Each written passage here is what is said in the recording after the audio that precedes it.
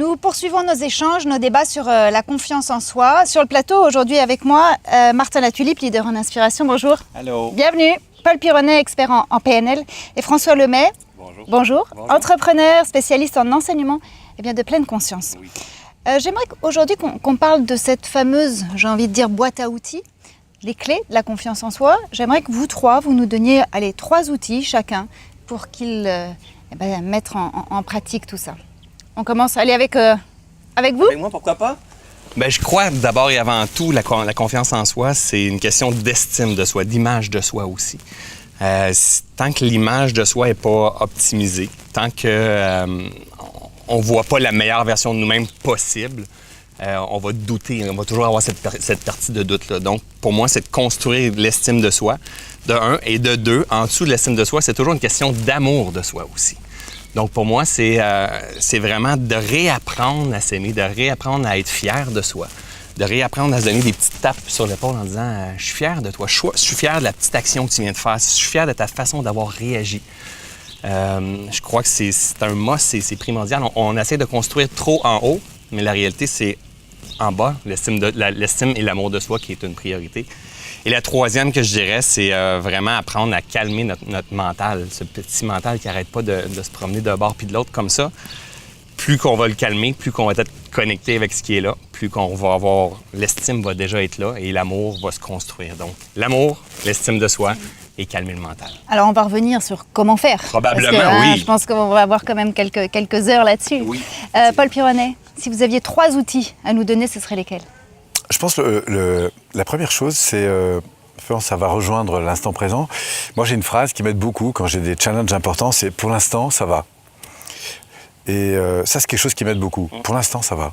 Je me souviens quand j'étais enfant, quand j'allais chez le dentiste, que j'avais toujours très peur, je me disais « pour l'instant, ça va ». Et je me le répète encore aujourd'hui, quand j'ai des gros événements, me dire « tiens, pour l'instant, ça va ». Ça, c'est la première chose. La deuxième, c'est d'associer la respiration à cette phrase. C'est-à-dire, j'inspire, voilà, et sur l'expiration, je me répète cette phrase. Mais l'inspiration me ramène... c'est la deuxième chose que j'associerai en fait à cette phrase. Puis la troisième chose, c'est de sourire. Ça, je ne sais pas ce qui se passe, ça doit me connecter à des fichiers qui sont différents. Mais le fait de sourire, du coup, ça contribue énormément à ma détente et à mon ouverture à ce qui se passe. Martin Latulippe. Eh bien, moi, toutes les clés que j'avais à partager ont été dites par les 2 autres intervenants, donc j'ai absolument rien à dire. Non, blague à part, écoute, je dirais, moi, Laura, puisque, comme on a mentionné tantôt, que la confiance en soi, c'est une prédiction et non une certitude. Ce n'est pas un chèque en blanc. Je dirais que, d'abord et avant tout, les gens, moi, j'aime beaucoup expliquer l'équation suivante, que la confiance en soi, bien, c'est une question de se donner la permission à nos imperfections, de faire des actions imparfaites, inspirantes. Et ça va nous mener à quoi? À avoir de l'expérience. Et l'expérience cumulée, c'est super important quand on parle de confiance. Et l'expérience va nous amener à développer une compétence. Et la compétence nous met en confiance. Donc, un des premiers exercices que les gens peuvent faire, autant des débutants que des gens d'expérience, c'est de se poser la question, si j'avais à me mettre en danger, si j'avais à faire des actions qui seraient peut-être jugées imparfaites par soi-même ou par l'œil extérieur, qu'est-ce que ce serait? Et faites-le. Et attention, c'est aussi bon pour les personnes qui carburent déjà la confiance. Pourquoi? Parce que dernièrement, j'ai accompagné un de mes amis, c'est un gars qui a fait des startups à Silicon Valley, confiance énorme. Il a voulu se lancer dans un autre domaine, dans le domaine de l'éducation dans lequel je suis sur Internet, et il a dû redescendre l'échelle de la confiance en soi dans son domaine pour maintenant monter une nouvelle échelle qui était le monde de l'éducation sur Internet. Et il a fait plein d'actions imparfaites où il a été dans le doute, il a été dans l'incertitude. Et je pense que les gens peuvent tous faire une liste comme ça, d'abord comme premier exercice, et se mettre en danger et comprendre que ça fait partie de l'équation d'aller chercher de l'expérience cumulée pour booster sa confiance en soi. Ça, c'est certainement la première clé que j'aurais pour les gens qui nous écoutent. Il en faut encore 2. Bon, moi, j'ai le temps, j'ai tout mon temps. Je suis une machine à clés. Je suis un serrurier. Je suis un serrurier, en fait. Oui, c'est ça, exactement. La deuxième clé que j'aurais pour... les 2 dernières. Numéro 1, c'est faire un inventaire de son identité. Donc, je l'ai mentionné tantôt, qui on croit être va déterminer les actions qu'on va entreprendre, les risques que l'on va prendre. Donc, numéro 1, de où vient notre identité? Bien, nos parents, nos amis, notre cercle d'influence, la société. Qui crois-tu être? les croyances ou les phrases limitantes qui t'ont peut-être été léguées par tes parents, par des enseignants, est-ce que tu les as achetées comme une idée reçue? Si oui, eh bien, elles continuent à t'accompagner. Il faut que tu fasses un inventaire. Qu'est-ce que les gens qui ont formé ton identité t'ont donné qui était hyper bénéfique? Mais il faut aussi que tu aies la lucidité de dire qu'est-ce qui était toxique et de peut-être faire un inventaire et de tamiser un peu tes croyances au niveau de ton identité. La troisième clé, eh bien, c'est, s'il te plaît, devenez meilleur à évaluer vos tentatives. Parce que la confiance en soi, c'est une question d'évaluation. Pourquoi? Parce que lorsque tu vas faire des actions inspirantes, imparfaites, si à chaque fois, tu es sévère sur toi-même et tu as un discours intérieur qui est destructeur, tu ne pourras jamais évaluer ton avancée ou tes pas que tu fais, tes petits pas, comme étant eh bien, un apprentissage, une leçon, qu'est-ce que je peux faire différemment. Donc, on doit devenir maître vraiment à évaluer le parcours plutôt que d'évaluer la finalité. Alors, pour les gens, essayez de voir comment vous évaluez vos tentatives. Est-ce que vous êtes plus de type discours négatif à l'interne? Et numéro 2, eh bien, essayez de faire un inventaire au niveau de votre identité. Ça va être hyper bénéfique. Paul nous parlait d'une petite phrase tout à l'heure qu'il avait et qui se répétait. Est-ce qu'il y a une phrase aussi que vous vous dites chaque jour? Bien, je suis aligné aussi avec Paul, ce qu'il partageait tout à l'heure, c'est toujours d'accepter ce qui va se produire. Tu disais exactement de reconnaître ce qui est en train de se produire de ton côté? Avant de respirer. Phrase, tu veux dire? Oui. La phrase, c'est pour l'instant, ça va. Pour l'instant, ça va. La deuxième chose, effectivement, c'est d'accueillir ce qui se présente. Tout à fait. Inspirer, respirer, Exact. sourire. Exact. Et sourire parce que, du coup, ça ouvre un champ de possibilités incroyables. Et c'est là qu'on fait le lien, c'est que d'accueillir ce qui est là, pour l'instant, ça va. Puis après ça, d'analyser de façon juste ce qui est en train de se produire. Parce que si on a beau vouloir analyser de la meilleure façon, mais si on est très agité, on ne serait pas capable de percevoir le portrait au complet. Donc, c'est d'accueillir, peu importe l'expérience que je suis en train de faire, de l'accueillir tout simplement et de dire, OK, pour l'instant, ça va. De mon côté, c'est cela aussi changera. OK? Juste qu'est-ce qui est là, puis de dire maintenant, OK, qu'est-ce que je peux voir que je suis fier de la progression que je peux avoir fait, qu'est-ce que je peux améliorer maintenant? Tout à l'heure, vous parliez de calmer son mental. Oui. Est-ce que vous pouvez nous en dire un petit peu plus? Comment est-ce qu'on fait pour calmer son mental? Oui. Un truc très, très, très compliqué que tout le monde peut faire présentement, c'est tout simplement de porter notre attention sur notre respiration. C'est la clé la plus puissante, je pense, qu'on peut partager tout le monde ici dans ce grand programme-là. C'est juste d'apprendre à mettre notre attention sur l'air qui entre et qui sort de nos narines. Pendant que je mets mon attention sur l'air qui entre et qui sort de mes narines, sans essayer de contrôler la respiration. Hein? La respiration contrôlée, on appelle ça le pranayama. La respiration, nous, on veut la respiration telle qu'elle est. Parce que la respiration nous donne notre niveau de stress, notre niveau de présence. Donc, juste d'observer la respiration et de calmer, d'avoir l'intention de se calmer quand on expire. Donc, juste d'emmener, avec l'intention, un calme intérieur. On va se permettre de se déposer. On va revenir ici dans l'instant présent, en entendant les oiseaux, les enfants crier, un peu de tout, le papillon voler. Et à ce moment-là, il nous manque rien. Et c'est ça qu'on doit comprendre. Il nous manque absolument rien. Quand on est dans l'instant présent, tout est là, tout est complet. Et la confiance revient, l'estime revient.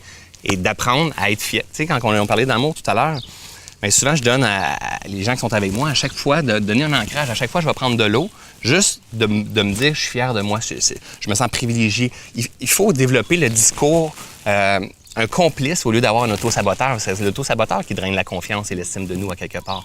Donc, à chaque fois que je vais boire de l'eau, juste d'être fier de moi, me dire, avoir de la gratitude par rapport à qui je suis, qu'est-ce que je suis en train de vivre, qu'est-ce que je suis en train de faire. C'est qui votre complice? C'est lui. Je suis fier de toi. Comme deux Québécois se rencontrent, voilà ce que ça donne. C'est ça. Je ne sais pas s'il faut les remettre sur le même plateau, mais c'est pas grave. C'est une bonne question. Je pense que ça nous prend des complices intimes, ça nous prend des complices professionnels. Dans une des capsules, justement, je parle justement de l'importance de se monter une équipe de complices qui est un peu notre filet de sécurité dans la vie. Parce que souvent, lorsqu'on est en manque de confiance et qu'on est à un passage de bas niveau, on s'isole. C'est un réflexe très humain. On a honte, on ne veut pas vraiment parler de nos trucs, donc on s'isole. Alors que les gens qui sont dans la confiance et qui peuvent aller rechercher plus rapidement cette pointe de confiance-là, puisqu'on expliquait que ça fluctue, eh bien, ils ont des complices. Donc, moi, c'est sûr, ma femme, c'est une complice vraiment de tous les temps. C'est elle qui connaît mes peurs, mes anxiétés, mes doutes, mes trucs et qui m'écoute dans mes rêves à n'en plus finir, mes envolées de passion. Beau temps, mauvais temps. que la conférence ait bien été, que le vidéo ait bien été. Elle est là avec mes enfants, donc ils sont complices. Mais c'est sûr, Paul, François, j'ai une équipe de complices hallucinants à l'échelle de la francophonie mondiale qui ont chacun leurs compétences, chacun leur expérience, qui peuvent m'aider peut-être justement dans différentes épreuves de ma vie professionnelle ou même personnelle, parce que plusieurs de ces personnes-là deviennent des amis. Donc, Ça, oui. Alors, d'abord, je ne sais pas si c'est parce que j'ai un frère jumeau, mais en tout cas, la notion de complicité, c'est vraiment quelque chose de très, très important, et y compris effectivement par rapport à ma vie professionnelle, puisque je travaille aussi avec une équipe. Et moi, je rejoins complètement ce qui vient d'être dit par Martin, c'est-à-dire que la notion de complicité en soi, ça crée un... D'ailleurs, on le voit dans les quartiers difficiles, dans tous les milieux où la vie devient difficile, eh bien, les gens créent des clans, en fait. Pourquoi ? Parce que la notion de communauté, c'est un vecteur extrêmement puissant en fait pour élever sa confiance. Pas de confiance sans complice. Je pense qu'on est fait pour fonctionner en système. Hein? On n'est pas fait pour fonctionner tout seul, isolé non plus. Et une clé, je pense, qui est super intéressante, c'est vraiment la vulnérabilité au travers de ça. Parce qu'on a beau avoir du succès, ça aille bien les choses, mais c'est se permettre d'être vulnérable, de dire, comme ton ami, tu t'expliquais, qui ouvrait un nouveau projet et tout ça, mais il faut se permettre d'être vulnérable parce qu'on sait de l'autre côté qu'on va devenir une meilleure version de nous-mêmes et qu'on va augmenter aussi la confiance d'une certaine façon.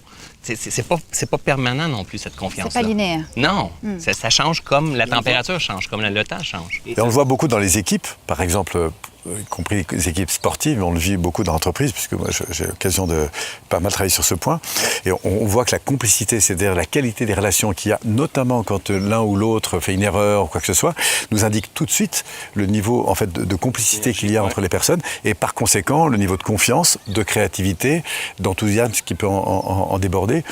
Et vraiment, c'est un point clé hein, que je conseille à toutes les entreprises qui veulent développer des équipes performantes ou dans les familles. On voit, tu parlais d'amour, à quel point la considération qui peut passer à travers le regard, le soutien, autant sur les erreurs que sur les bonnes choses. Et je crois que c'est ça l'amitié aussi. C'est qu'on s'accepte pleinement, totalement, quel que soit le résultat qu'on obtient. Et c'est dans cette dimension humaine, moi, que je trouve que résident les plus grandes ressources, en fait. Exact. Il y a une phrase qui m'a interpellée dans votre vidéo.